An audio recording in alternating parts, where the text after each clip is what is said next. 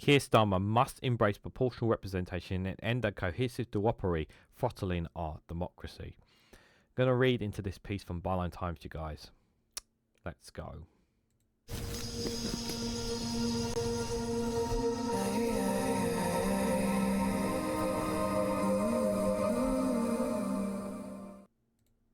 Good morning, good afternoon, good evening, wherever you are in the world. This is Reganelite here with an article from Byline Times with the headline that Keir Starmer must embrace proportional representation and end a cohesive duopoly throttling our democracy. Britain will never truly change for the better as long as Britain's deeply unfair voting system remains in place, argued Neal Lawson. And the voting system is unfair. Whether you are left, whether you are right, whatever your political ideology, the voting system that we have is broken. And I'm glad this has been brought up, the reminder that we need to have proportional representation, because it is still something that's been, as of right now, still being shelved. And as far as I'm aware, to the best of my knowledge, I have not heard any kind of knowledge that the Labour government intend to bring proportional representation on a manifesto at the next general election. There doesn't seem to be any sign of that. Which means that, for me, is that our rights, our votes, that are being ignored. The system that we have is an unfair system. It's a system that does not benefit us, and it benefits MPs who have a lot of votes already, who have a strong hold in their constituency. People need to have more of a say. Now, obviously, it's very important to emphasise that there are different kinds of proportional representation systems. It's about what kind of proportional representation system that we want that would suit England.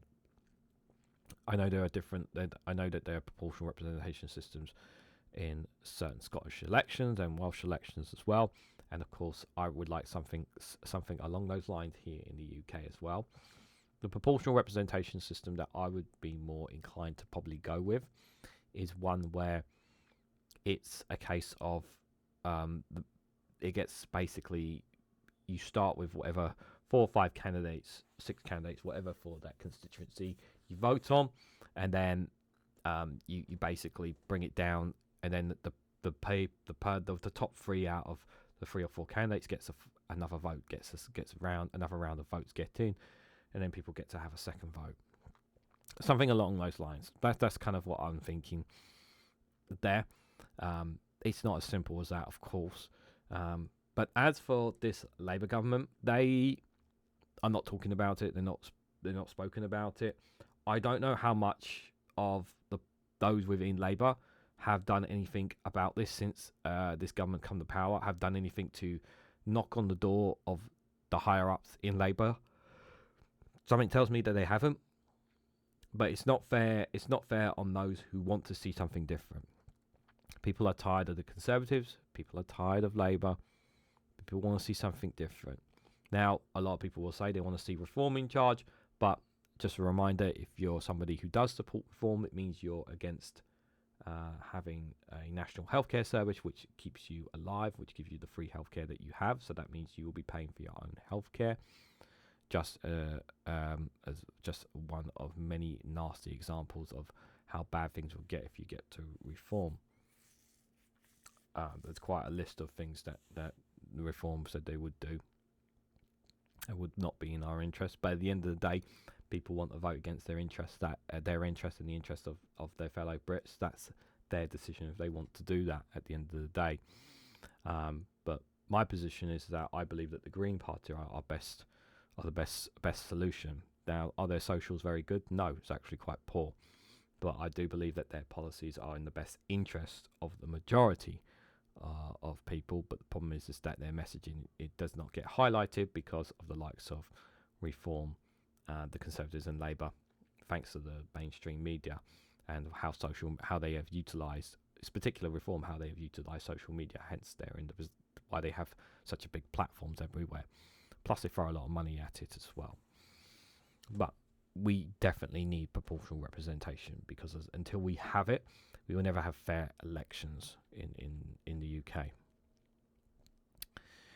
So this week I'm going to write about electoral systems. No, don't look away, bear with me. This really matters because something odd happened last week. Like ships in the night, Nigel Farage and Kemi Badenoch sailed silently past each other on this seemingly dry but decisive issue.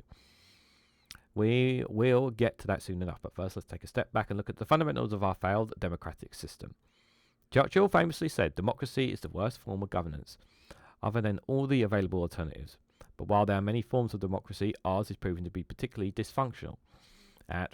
And right at the heart of the rot of adversarialism, tribalism, short-termism, centralism, and establishment, conformity to the dialect, I can't say that word, of the super wealthy is our voting system. Yes, because all you have to do is you pay enough for a politician, lobbying a politician, and you will have them in your pocket, and you can get whatever you want.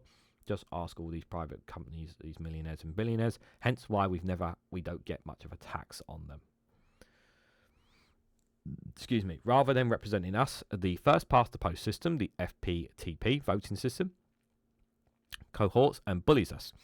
It works like this. The FPtP is designed to create and uphold a two-party system in which strong powers oscillates between two major parties its privilege. It does so by disproportionately rewarding only those parties who win the most votes in key seats, while disregarding the rest. The test is not popularity, but vote efficiency, winning the most votes in enough target seats. By doing so, it erects huge barriers to new market entrants who may have lost the support across the country as a whole.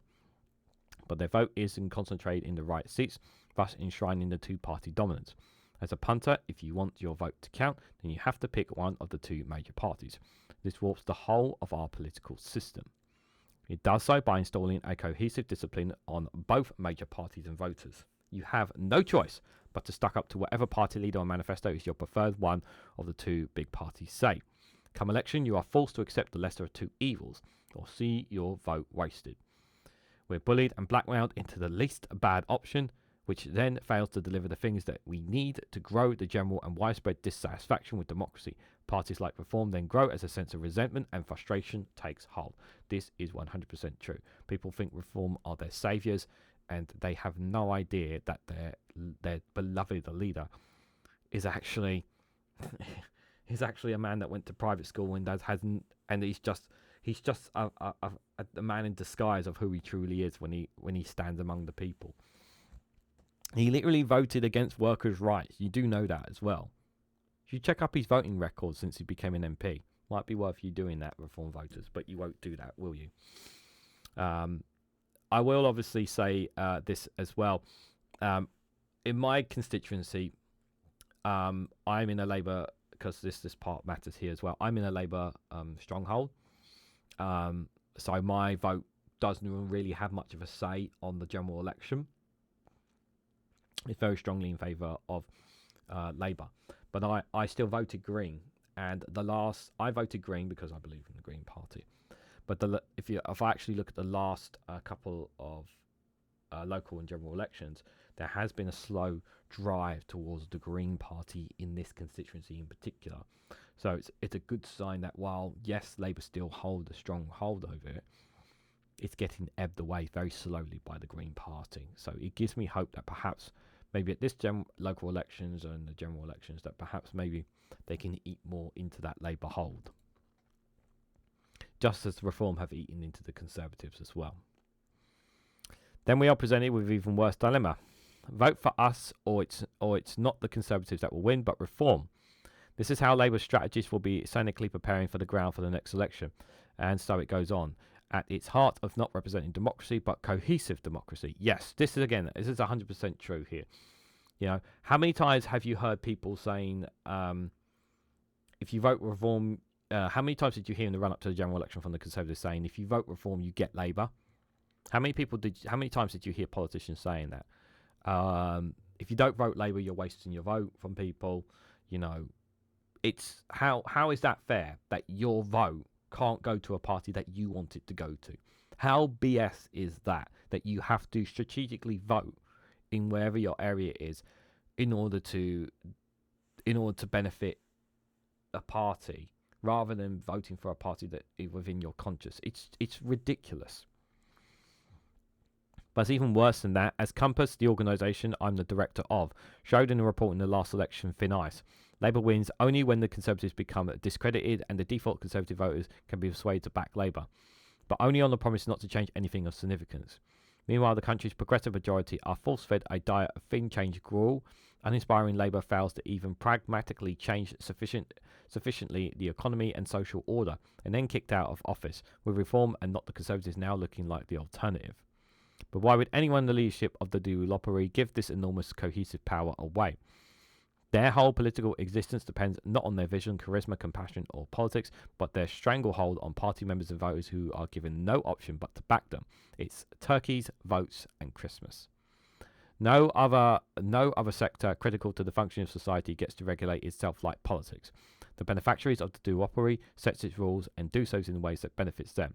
They have a veto on reform. It's time to smash this duopoly, and on the grounds in moving in doing so. People aren't just supplements. They will suck up the frustration and alienation for so long. Eventually, they reach a tipping point. So we are seeing the emergence of a multi-party reality. As people vote for reforms, the Greens, the Independents, and Liberal Democrats being shoehorned into a system made for two, it creates chaotic outcomes and small shifts between up to 5 parties polling over 10% lead to massive and unpredictable changes in the seat allocations. And what our fabric strong government we saw after the 2019 Conservative stumble from crisis to crisis, despite the fact that it had an 80-seat majority. And look at Labour now, sitting on top of the 170-seat majority, not even in command of their own CVs and LinkedIn pages, let alone their own growth priority. To be a strong government has to be something meaningful and representative in the interest of the broad enough of bloc of voters. Labour won 34% of the voters on a turnout of less than 60%, and a huge chunk of those voters were simply holding their nose for fear of something worse. There is no mandate for change, and now we pay the price.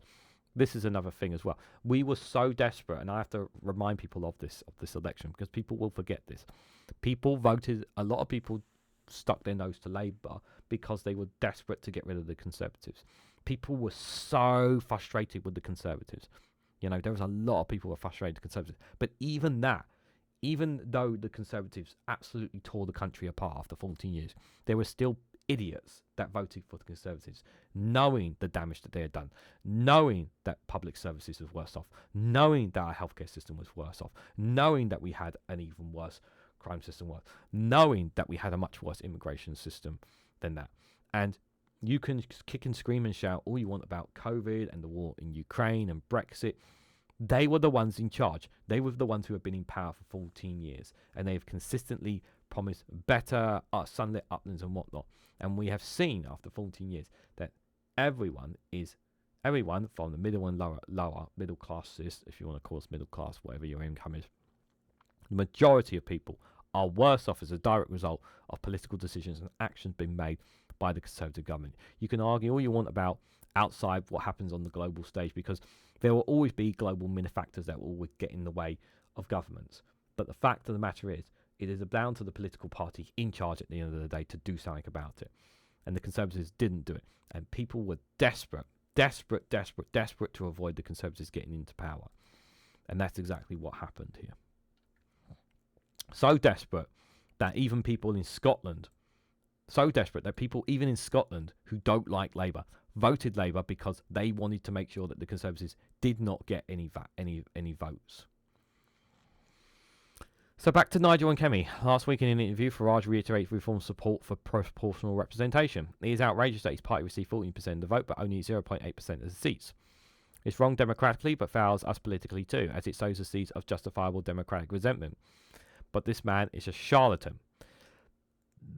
As he went on to point out that under the FPtP, you reach a tipping point at around 30% of the vote when the system that punishes you starts to disproportionately reward you.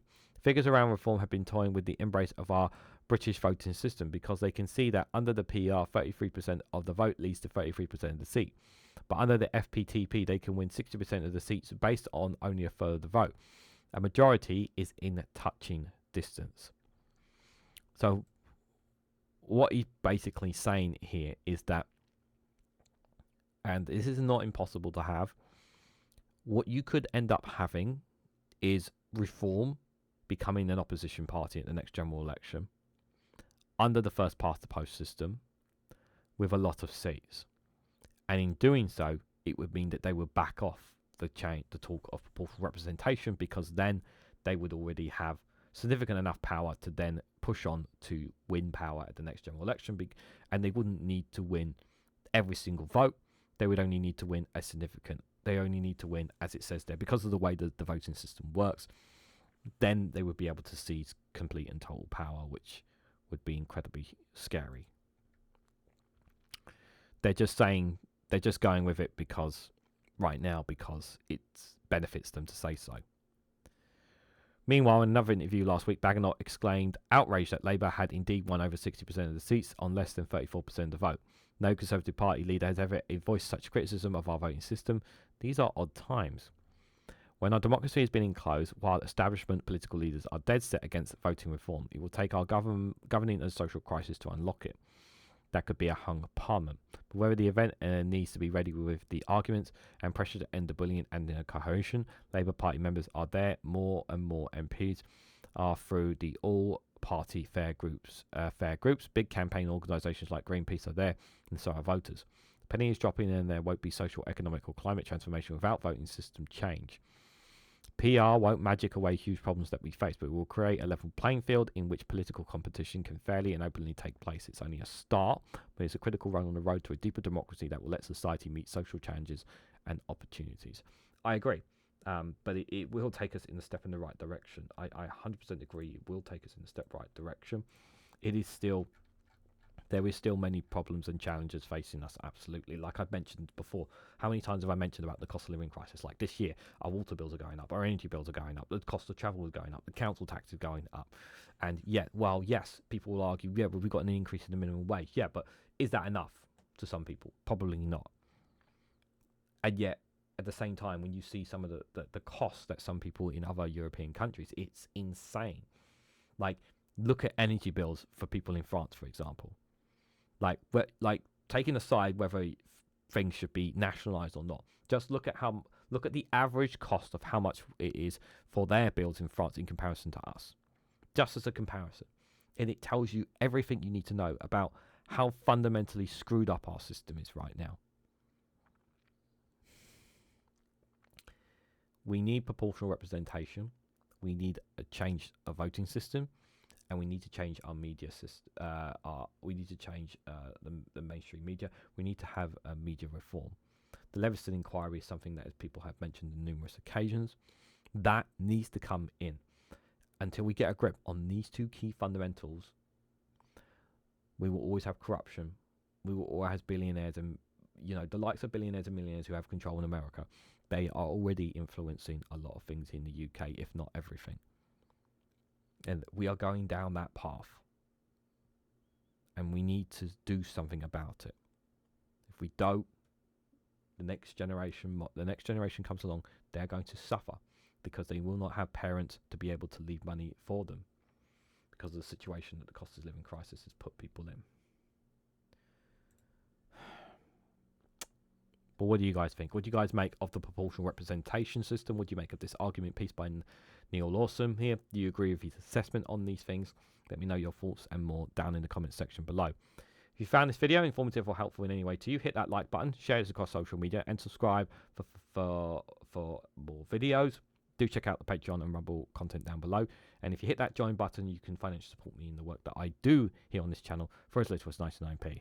So thank you very much for watching, and I hope to catch you all very, very soon.